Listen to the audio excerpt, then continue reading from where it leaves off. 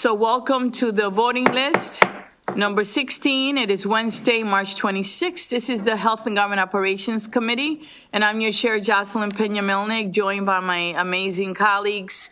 A lot of these bills, for those of you that are watching at home, we have already seen them. We have voted on the House bill, and I would say probably all of them, or if not 99% of them, are actually in the same posture and will be by the time we're done today. We have looked at it. We worked in a subcommittee, in subcommittees here, and we do a lot of the work in that space with our analysts and with people that are for it, against it. We actually compromise. We've seen it. We've given them the respect it deserves. So if you see us go really fast today, doesn't mean that we don't care. We have already seen them, okay? And know them quite well. And everyone here has defended quite a few bills on the floor. So we're going to start with House Bill 962, which is the Public Health Pediatric Hospital Overstate Patients. It is favorable with amendment. It is Aaron and Bagno. Aaron. It did not go to subcommittee. Oh, 1 second. It did not go to subcommittee. Can you give me 1 second? I have the acting secretary of health. Can you do me a favor and take this call? I want to make sure it's not about this bill. Let's put that one on hold, and let's go to Senate Bill 5. Maryland Health Benefit Exchange, state-based young adult health insurance subsidies, pilot program, sunset repeal. It is favorable. It was Lisa and Collison. This bill is identical to its cross-file, House Bill 297, as it passed the House 98 to 37. Okay, thank you. Okay, the bill has been moved and second. It is favorable. Any questions or concerns about the bill? All right, all those in favor say aye. Aye. Any opposition to this bill? All right, so I have Delegate Shalega, Delegate Morgan, Delegate Riley, Delegate Hutchinson. And for the record, Delegate Kipke and Delegate Chisholm are not present right now here. Okay? So let's move on to Senate Bill 36. Senators Kagan and Augustine, Public Health 911 Trust Fund 988 Suicide Prevention Hotline. It is favorable. Lindsay and Kerr. This is identical to House Bill 421. It was a unanimous vote in the House. Okay. All right, it's been moved and second. Any questions or concerns? Seeing none, all those in favor say aye. Aye. Any opposition? Seeing none. All right, the bill passes. Let's go back to House Bill 962, Public Health Pediatric Hospital Overstay Patient. It is favorable with amendment. It did not go to subcommittee, but we have seen this bill. We have dealt with this, bill for many years. We heard the hearing, and I thought that, it was a bill that we could just bring in the interest of time and a lot of negotiations, a lot of meetings, just bring it to the whole committee. Erin. There's a reprint of the bill on pages 1 through 8 of your packet. This bill requires the Maryland Department of Health, in coordination with the Department of Human Services, to ensure that a pediatric hospital overstay patient is transferred to and treated in the least restrictive setting when clinically indicated and when possible. The bill also establishes pediatric hospital overstay coordinator positions in MDH and in DHS. The bill also specifies that the Maryland Mental Health and Substance Use Disorder Registry and Referral System includes private and state inpatient and outpatient mental health and substance use services. The amendments alter the definition of pediatric overstay patient. They require a hospital to seek transfer of a pediatric hospital overstay patient if the patient remains in the hospital for more than 48 hours and the bed registry indicates that an appropriate inpatient bed is available.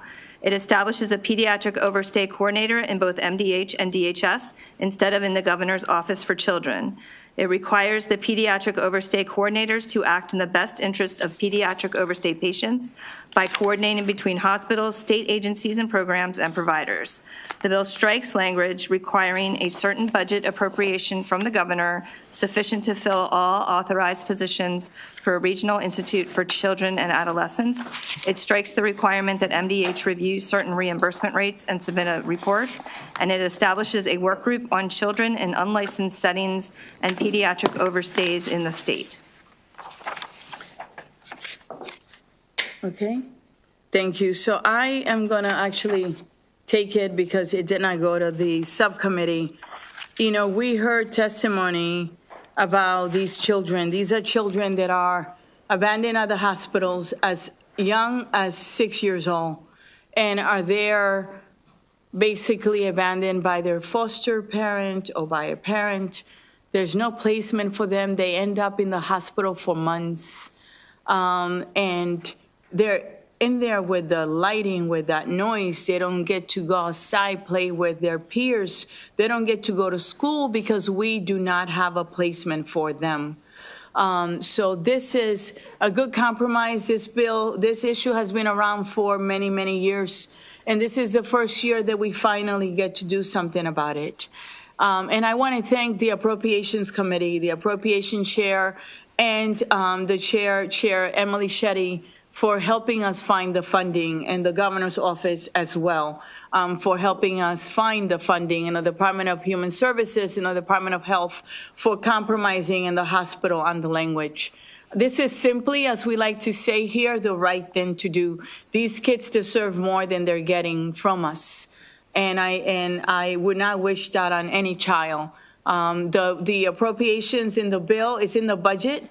The $3 million is in the budget, and then the rest of it from the Governor's Office, it says may, okay? It doesn't say shall for 2026. Hopefully we can, have the funding for that as well. But the $3 million will help pay for the two coordinators, in addition to the placement to hire the staff that is needed for these centers, because it's very expensive. A lot of these kids have very complicated diagnosis and need a lot of wraparound services. Are there any questions? Delegate Shalega. Thank you. First, why 22?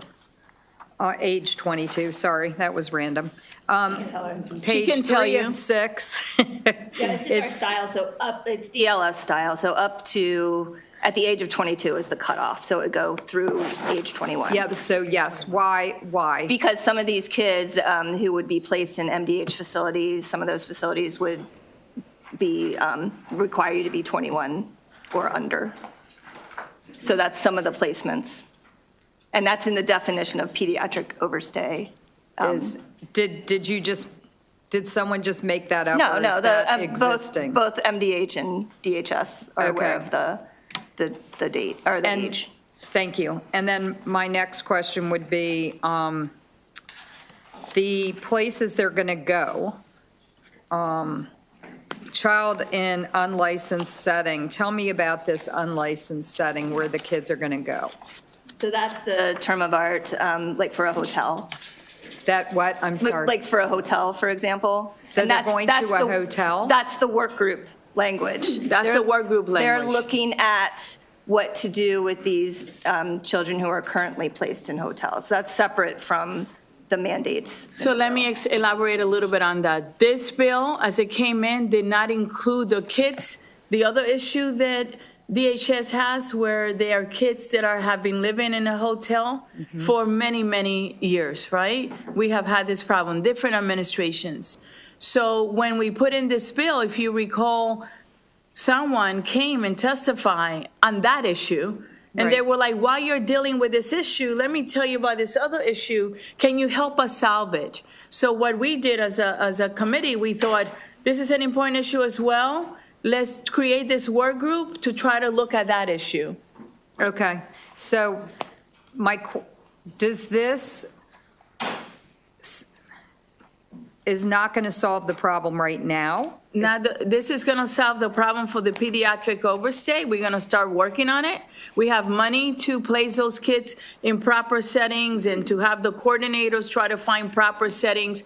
But in addition, we added the study language for this other issue for the future so that we can keep them at the table, because we heard that there's been no communication between them, and the study forces everyone to come together to deal with the hotel issue. Okay, so thank you. I'm not doing a good job asking my question.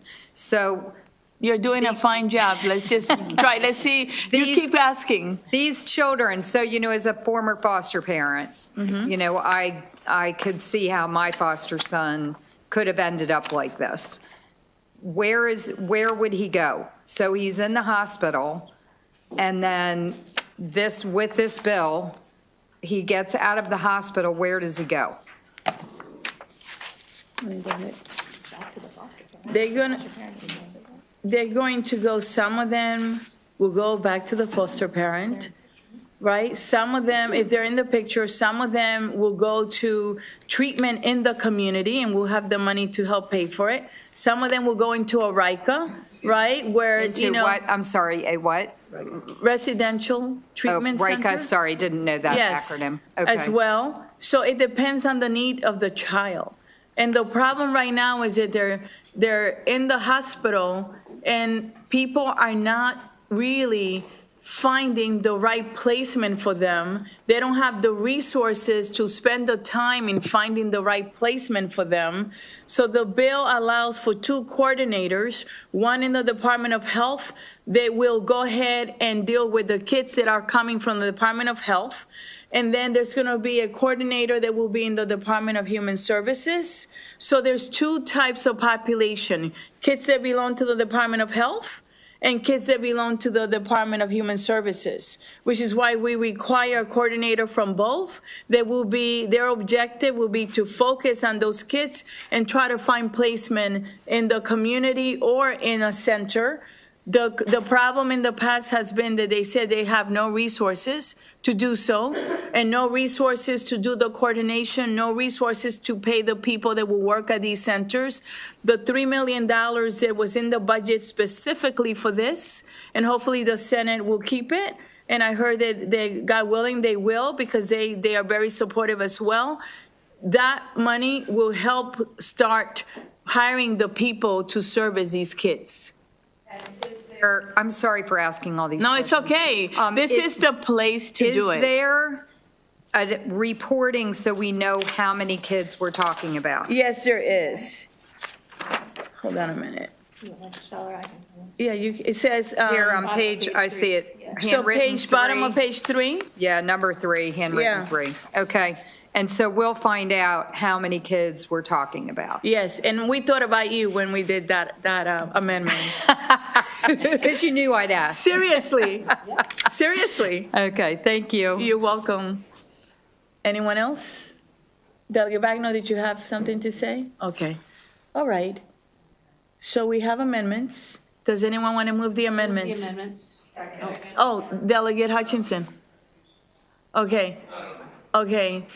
So the amendments were moved, they were second. All those in favor say aye. Aye. Anyone opposed? We do have an amendment that I will bring up later, or now, sponsorship, later.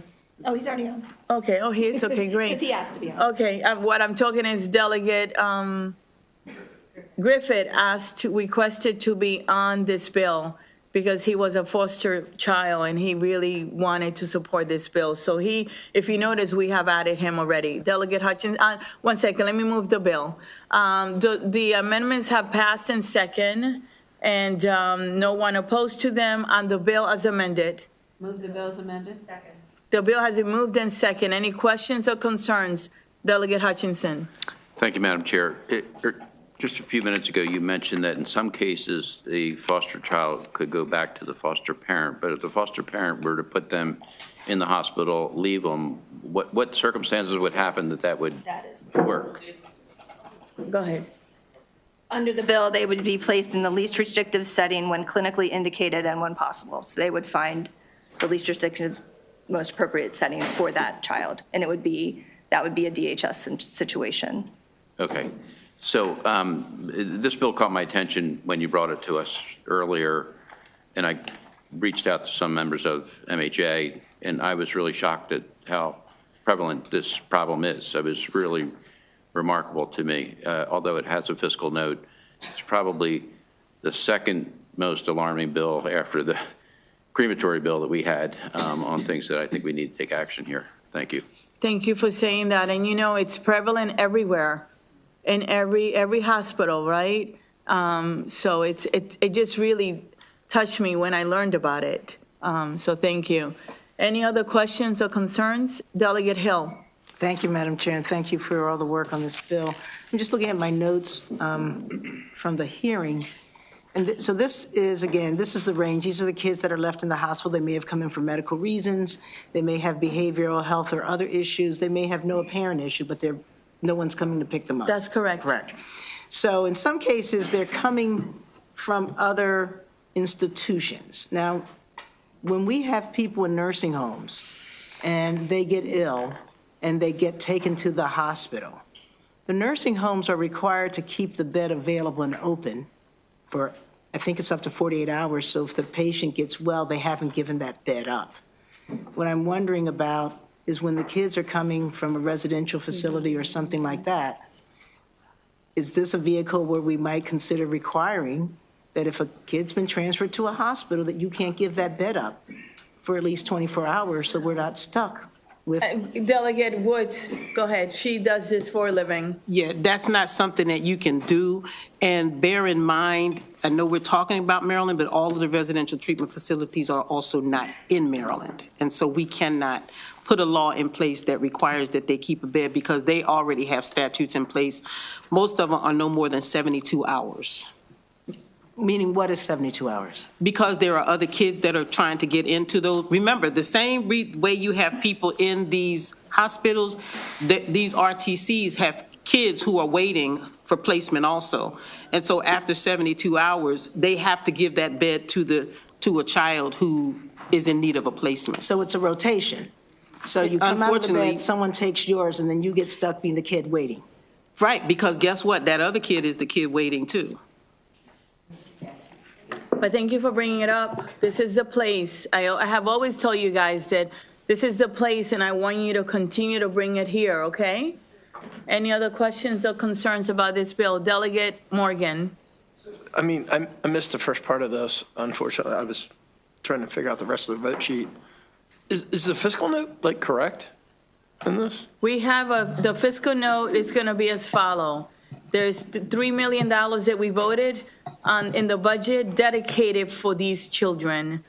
And there's money for future, in the future, it says May for 2026 for additional funding if there's the money for it. But this will allow us to hire the 2 coordinators for the HS and for the hospital to try to find placement for these kids. And it would allow us to pay for the salary and the personnel needed for these centers and the wraparound services for these kids to start moving that list. Thank you, I appreciate the My pleasure. the clarification. Delegate Hill. The other question I had written down, hospitals are compensated for uncompensated care, yet we heard testimony that reimbursement is too low for them to have a minimum number of pediatric behavioral health inpatient beds. In other words, not 5 beds, not 4 beds. If they're, I don't understand how we can compensate them under our waiver program, and yet we're not requiring them to maintain 5 behavioral health beds or 3, or depending on their size at all, so that we create more beds. We have a bed registry, right? It's a bill that we passed out of here, 11. Like 2 years ago. Right? When was it? House Bill 1120 from 2019, I believe. Chapter. I know, no, I'm not going to even impress you that way because I don't know the chapter, but I know the bill number, I think. So we're basically requiring the hospitals to keep track and report every single day. There's a bed registry of the beds that they have available. Right. There's some disagreement as to what beds are truly available, and we are in conversation over that for that particular issue. Right.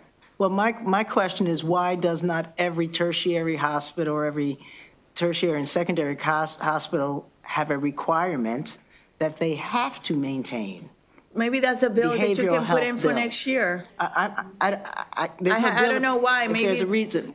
I didn't know if we have a reason why we don't require, everyone used to have a pediatric wing. They don't, we stopped, they don't have to have pediatric wings anymore. Yeah. They used to have psychiatric wings. They don't have those anymore. We don't require them to do anything to address behavioral health.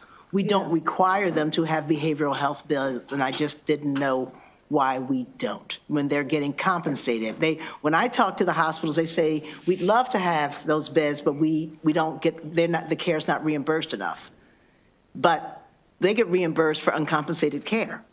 So even if insurance companies aren't giving them adequate amount of Medicare, it's not giving them adequate, we fill that gap. And so I don't understand why we don't require that they have behavioral health beds in every hospital in the state. And I see someone from the hospital here, but I'm not going to put you on the spot. Do you know the answer for that? If you don't know, it's okay. Can you do that, please? Thank you. In Delegate Woods, yes. Partial answer to that, I think you need to understand that some of these kids are actually in the ER. No, I understand it, because they don't have beds to go to within that hospital, because they don't keep pediatric beds anymore. But here's the piece, One at a time, one at a They don't time. qualify any further for the pediatric bed. They are ready for discharge. So that pediatric bed has to be held for someone who is in need of the pediatric care, and that's how they're being filled. Them being required to have behavioral health pediatric beds. They're not required to have behavioral health beds. They're not required to have behavioral health adult beds. They're not required to have behavioral health pediatric beds. That's why Howard County just got lots of funds, and we opened up a 24-bed behavioral health unit. Right. Having closed one down 10 years ago. So now we finally have behavioral health beds, all for adults. So our kids are still in the ER, but we don't require behavioral health beds in our hospitals. This is correct. He's going to get the answer, and maybe that is a bill that can be done for next year. So Delegate Taveras, then Delegate Shalega. Thank you, Madam Chair. So, because I'm just learning that the residential treatment center is rotational and that it's just like for 72 hours. So we're No, just. it's not for 72 hours. Huh? No, it's not for 72 hours. So I thought that's what she said. I said the group home. So residential treatment facility are the long-term centers. When we're talking about group homes where the kids are placed who are in foster care, not the residential treatment facility. That's two completely different things. So transitional centers, transitional homes. Not necessarily transitional homes. There are several different types of placements that children go into when they're in that DHS system. They can go into a therapeutic foster home. They can go into a therapeutic group home. They can go into a transitional facility, or they can go into a residential treatment facility. RTC is nowhere in what I'm talking about when I specified that most of them have a regulation that after 72 hours, they have to make the bed available. Okay, so the therapeutic foster home, that's permanent. The therapeutic foster home is somebody just asked the question. That child can come out of a therapeutic foster home and go into the hospital.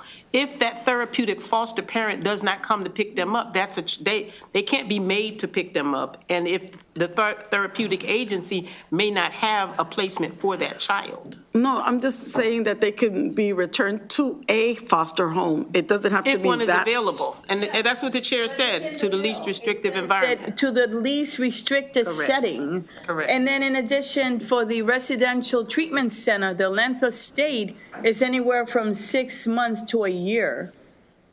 Okay, Okay? good. This is what I wanted. Okay, sounds thank good. you. Delegate Shalega. Thank you. I'm not going to muck up the bill because it looks great. I just would make the point that it would be nice if we would have a foster parent represented on this board. And I had a bill to make sure that, on the work group. I see all kinds of people, but, you know, I had a bill in judiciary to require foster families to get. We're adding a foster parent. You are? Yes, we are. We're gonna, can you want to move the amendment? I in make an concept? amendment to add a foster parent to the work group. All right, any Thank you. questions or concerns about that? Seeing none, all those in favor say aye. Aye. Any opposition to it? All right.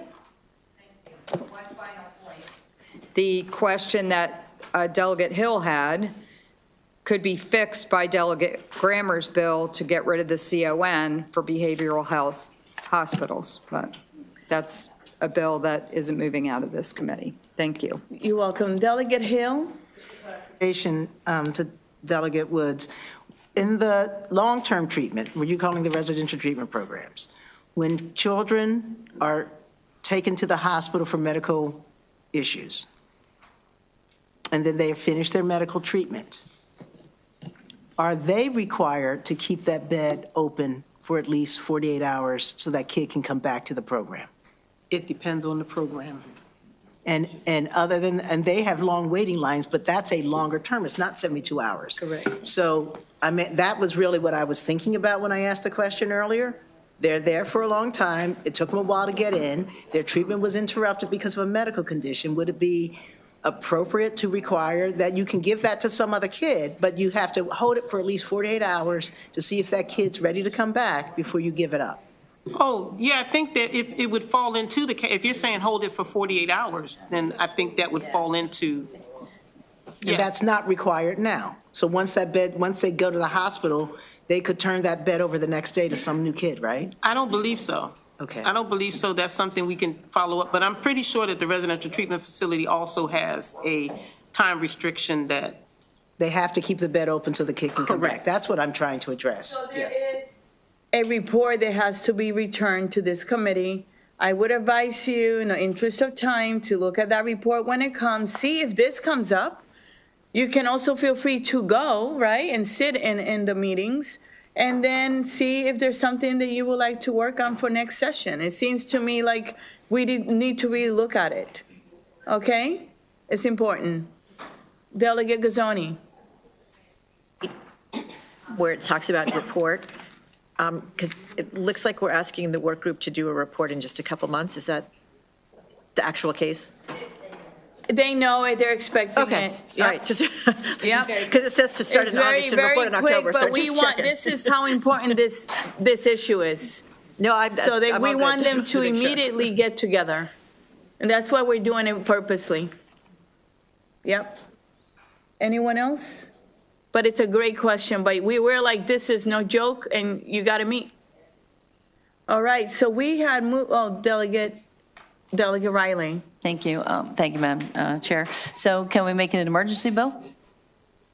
I wouldn't do that, just because you're. You know why? Because of the funding. I wouldn't do it because of the funding. budget. Yes. Thank you. Yeah, but it's great thinking. Otherwise, you know that I would have taken it. Any other questions or concerns? This has been great, right? Everyone feels good about it?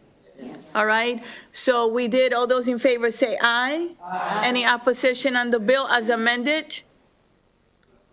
Okay, Delegate Morgan. Okay. Do you want co-sponsor? Any who does not want to be a co-sponsor on this bill? Delegate Chisholm and Delegate Morgan. Okay. All right. So, thank you so much. Let's move to I almost said see you soon, but I forgot we have more bills. What was the last bill that we did for favorable? 36. Okay, thank you. So let's go to Senate, and I want to thank everyone for working on this bill and for your questions. And I really want to thank again Appropriations. We couldn't do it without them in the Senate. And thank you everyone here for caring. Senate Bill 43, Senator Augustine, Maryland Department of Health Forensic Review Board established. It is favorable. Aaron and Bagno. Aaron. Identical to, thank you. Second. Any questions or concerns on this bill? Seeing none, all those in favor say aye. Aye. Any opposition? All right, seeing none, let's go to Senate Bill 47. Senator Giles, State Board of Physical Therapy examiners favorable, Lindsay and Kurt. Lindsay. Identical to 3. It's a unanimous vote in the House. All right, this bill is identical. All right, it's removed in second. Any questions or concern on an identical bill? Seeing none, all those in favor say aye. Aye. Any opposition? Seeing none, let's move to Senate Bill 52. Senator Augustine, Health Occupation State Board of Chiropractor Examiners Revision, favorable, Lindsay and Rosenberg. Identical, unanimous vote. It's removed in second. Any questions or concerns? Seeing none, all those in favor say aye. Aye. Any opposition? Seeing none, Senate Bill 72, Senator Lamb, Health Occupations Board English Proficiency Requirements and Licensure by Endorsement for Nursing, favorable, Lindsay. This is identical to 367. It was not a unanimous vote in the House, but HGO had a unanimous vote with the exception of Delegate Shalega abstained. All right. So is there a motion? Move the bill. It's been moved in second. Any questions or concerns? Seeing none, all those in favor say aye. Aye. Any opposition? All right. Opposition to the bill? Yeah, all right, so I have Delegate Shalega. All right. So let's move to Senate Bill 85. Senator Simon Aaron Jackson, Braille Flag Memorial Act of 2025. It was favorable, Lindsay. It is the cross of Delegate Kaiser. This is identical, and it was a unanimous vote. It's been moved in second. Any questions or concerns? Seeing none, all those in favor say aye. Aye. Any opposition? Seeing none, Senate Bill 138, Public Safety Maryland 911 Board and Maryland Department of Emergency Management Regulatory Authority. Favorable, Lindsay. This is identical, and it was a unanimous vote. Move the bill. Second. It's been moved in second. Any questions or concerns? Seeing none, all those in favor say aye. Aye. Any opposition? Seeing none, Senate Bill 156, Work Group on Universal Newborn Nurse Home Visiting Services Establishment. That was Delegate Kurt, if I'm not mistaken. They had the cross. It is favorable with amendment. Aaron. There are amendments that conform the Senate bill to the House bill. It's been moved in second. The amendments have been moved in second. Any questions or concerns on the amendments? All those in favor say aye. Aye. Any opposition? Delegate Shalega on the amendments? Okay, no opposition on the amendments. No, we did that already. I thought we just did the amendments, actually. I was moving favorable on the bill as amended. Oh, the bill as amended, okay. It's okay, so you moved it and who seconded? Delegate Taveras seconded. So the bill has been moved favorable with amendment. Any questions or concerns on the bill? Seeing none, all those in favor say aye. Aye. Any opposition? Delegate Shalega, Delegate Chisholm, Delegate Morgan, Delegate Riley, okay? We are in favor of universal newborn nurse home visiting services, but AHEAD is already doing this. Thank you. Okay. All right, so let's move on to Senate Bill 164, which is Senator Kagan, terminology and obsolete references. I believe this is the cross of Delegate Hutchinson, and it's favorable. Lindsay. It's identical and was a unanimous vote. All right, bill has been moved in second. Any questions or concerns? Seeing none, all those in favor say aye. Aye. Any opposition? Seeing none, the bill passes. Senate Bill 174, Interstate Social Work Licensure Compact. Favorable, Lisa. This is identical to House Bill 345. Bill has been moved in second. Any questions or concerns on a bill that is identical? Seeing none? Oh, I'm sorry. Delegate Shalega. Just to remind me, does this bill get rid of the test? Tell me what this bill does. The Interstate Licensure Compact. I'm sorry, I didn't hear you. It enters us into the Interstate Social Work Licensure Compact. Okay. All right. This is the test one is a separate bill. Okay. And thank you for the questions. So all those in favor say aye. Aye. Any opposition? Delegate Shalega. Okay. So now we're on to Senate Bill 194, State Finance and Procurement, State Leasing of Real Property. Favorable, Lindsay. This is identical, and oddly, it was a 131-1 vote. All right, so all those in favor, any questions or concerns? All those in favor say aye. Aye. Any opposition? Seeing none, let's move on to Senate Bill 196, procurement, electronic transactions, clarification of fees due. If favorable, Lindsay. This is identical and was a unanimous vote. All right. It's been moved in second. Any questions or concerns? Seeing none, all those in favor say aye. Aye. Any opposition? Seeing none, it passes. Senate Bill 212, Department of Aging, Aging Services, Program Repeal and Consolidation. It is favorable. It is Lisa. It is identical to its cross-file. The bill has been moved in second. Any questions or concerns? All those in favor say aye. Aye. Any opposition? Seeing none, let's move on to Senate Bill 217, Health Occupations Boards Membership Alteration and Sunset Extension. It is favorable, and it is Lisa. And this is identical to its cross-file as well. The bill has been moved in second. Any questions or concerns on this bill? Seeing none, all those in favor say aye. Aye. Any opposition? Seeing none, the bill passes. Let's move on to Senate Bill 223, Department of Aging Senior Code Check and Social Connections Program. It is favorable, and it is Lisa. It is identical to its cross-file. Bill has been moved in second. Any questions or concerns? Seeing none, all those in favor say aye. Aye. Any opposition? Seeing none, the bill passes. Senate Bill 239, State Finance and Procurement, Local Cybersecurity Preparedness and Response Plan and Assessment Repeal. It is favorable, and it is Lindsay. This is identical and was a unanimous vote. The bill has been moved and second. Any questions or concerns on this bill? Seeing none, all those in favor say aye. Aye. Any opposition? Seeing none, the bill passes. Senate Bill 244, State Government Information Technology Cybersecurity Revisions. It is favorable. It is Lindsay. This is identical and had a unanimous vote. Second. The bill has been moved in second. Any questions or concerns? Seeing none, all those in favor say aye. Aye. Any opposition? Seeing none, the bill passes. Senate Bill 248, Department of Service and Civic Innovation, Maryland Corps Program Service Year Option Pathway Revisions. It is favorable, and it is Lindsay. This is identical but did not have a unanimous vote. All right. Any questions or concerns? Seeing none, all those in favor say aye. Aye. Any opposition? Delegate Shalega, Delegate Chisholm, Delegate Morgan, Delegate Riley, and Delegate Hutchinson. And for the record, Delegate Kipke's not here. Okay. So 255, Military Department Chief of Staff and Aides, Appointment Authority. Favorable, Lindsay. This is identical and had a unanimous vote. Favorable. Second.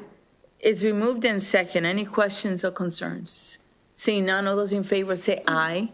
Aye. Any opposition? Seeing none, the bill passes. Senate Bill 260, State Government Forms Reporting Requirement Repeal. It is favorable. Lindsay. This is identical and had a unanimous vote. It's been moved in second. Any questions or concerns on Senate Bill 260? Seeing none, all those in favor say aye. Aye. Any opposition? Seeing none, Senate Bill 275, Senator Simon Ayer, Modernization of Military Laws. It was favorable. It is Lindsay. This is identical and had a unanimous vote. It's been moved in second. Any questions or concerns? Seeing none, all those in favor say aye. Aye. Any opposition? Seeing none, Senate Bill 277, Health Equality for Service Members Act. It is favorable, and it is Lindsay. This is identical and had a unanimous vote. It's been moved in second. Any questions or concerns? Seeing none, all those in favor say aye. Aye. Any opposition? Seeing none, Senate Bill 296, Public Information Act, Public Access Ombudsman, Delegation of Powers. It is favorable, and it is Lindsay. Lindsay. This is identical and had a unanimous vote. It's been moved in second. Any questions or concerns? Seeing none, all those in favor say aye. Aye. Any opposition? Seeing none, it passes. Let's move on to Senate Bill 354, Maryland Inventory of Cemeteries and Burial Sites Work Group Establishment. Favorable, and Lindsay. This is identical and had a unanimous vote. Any questions or concerns? It's been moved in second. Seeing none, all those in favor say aye. Aye. Any opposition? Seeing none, the bill passes. Let's move on to Senate Bill 372, Preserve Telehealth Access Act of 2025. It is favorable with amendment. It is Lisa. This bill makes permanent the provisions of law that specify that telehealth includes specified audio-only telephone conversations between a healthcare provider and patient, and reimbursement for a telehealth service must be made on the same basis and at the same rate as if the service were delivered in person. So this is a cross-file, which we passed a similar version in the House too. In the House version, we repealed the provision that the prohibition on prescribing Schedule II drugs through telehealth, we repealed that prohibition. The Senate did not adopt that amendment. Since then, through discussions with the Senate, there's been an agreement that rather than repealing that provision, we will authorize the prescription of Schedule II drugs through telehealth if there is an established practitioner-patient relationship in which there is ongoing care and the practitioner or another practitioner in the group practice has previously conducted an in-person assessment of the patient. What's the status of the House bill? The House bill, they're amending with this amendment, so they'll be identical. Okay. Yes. Yeah, I had conversations with the Senate Finance Committee Chair and Council, and we felt like this was a compromise to make sure that there was still the ability to do opioids, but that there had to be an established in-person relationship with the provider. So I would move the amendment. The amendments have been moved in second. Any questions or concerns on them? Seeing none, all those in favor of the amendment say aye. Aye. Any opposition to the amendment? Seeing none on the bill as amended. It's been moved in second. Any questions or concerns? Seeing none, all those in favor say aye. Aye. Any opposition? So let's move on to Senate Bill 453. You cannot, it's a Senate bill. But you did the House bill already. Not even with a good lawyer can we do that. No offense to the lawyers in the room. Let's do Senate Bill 453, state contracts prohibited provisions favorable, and is Lindsay. This is identical and was unanimous vote.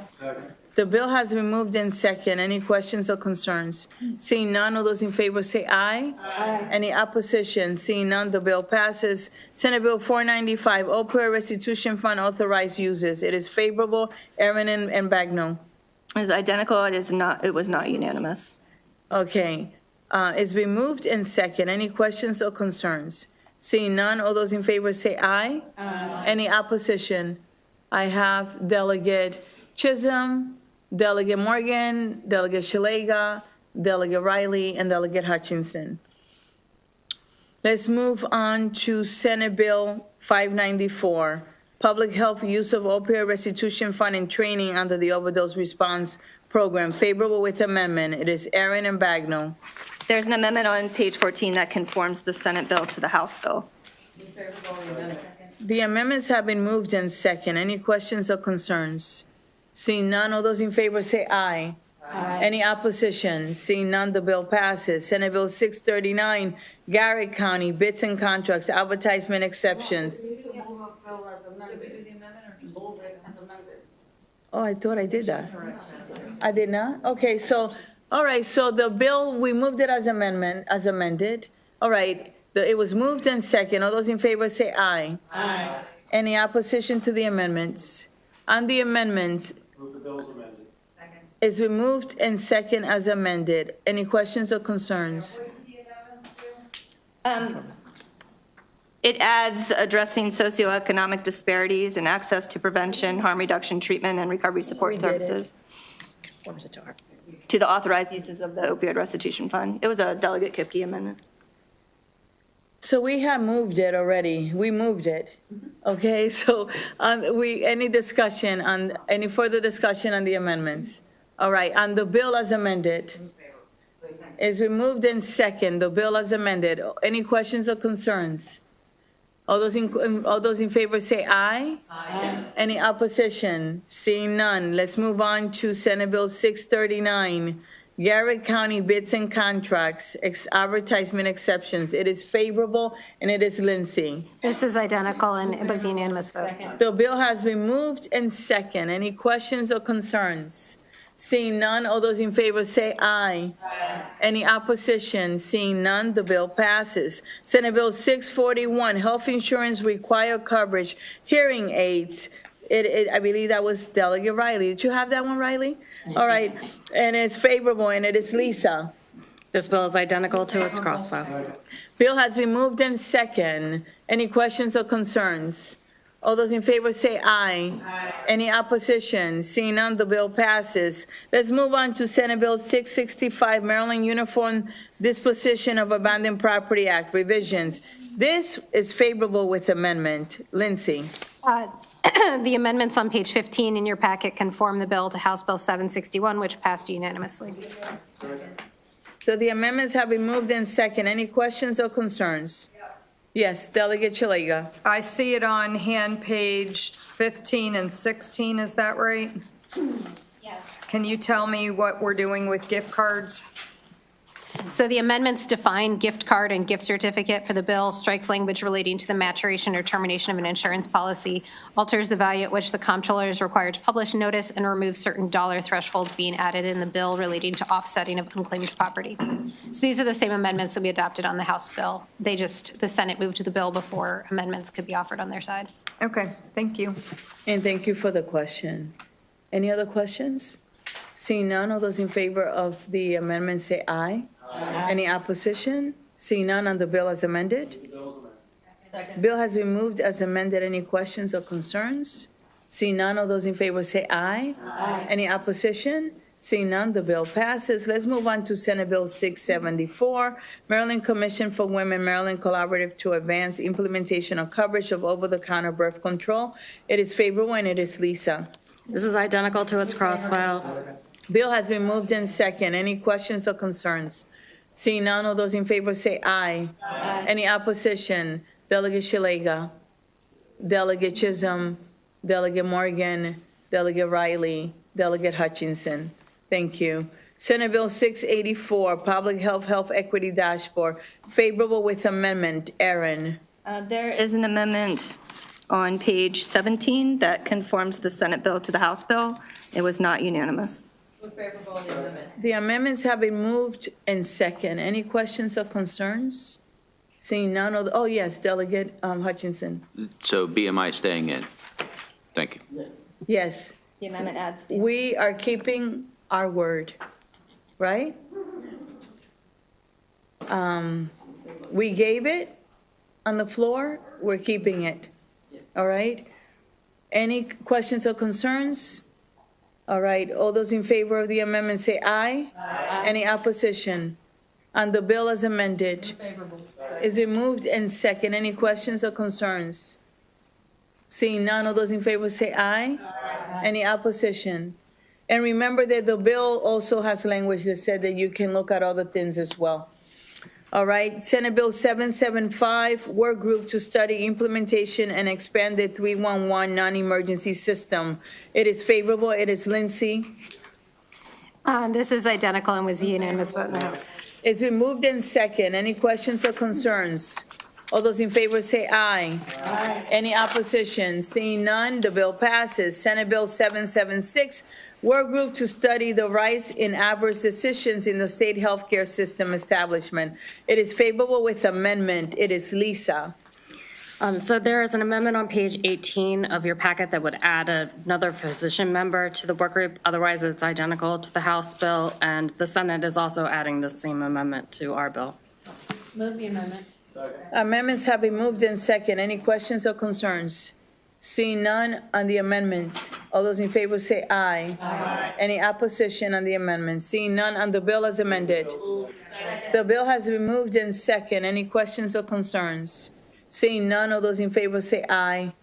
Any opposition? The bill passes. Senate Bill 790, Behavioral Health Advisory Council and the Commission on Behavioral Health Care Treatment and Access plan to implement early and periodic screening, diagnostic, and treatment requirements. It was favorable, and it is Aaron. It's identical to its crossfile. It's been moved in second.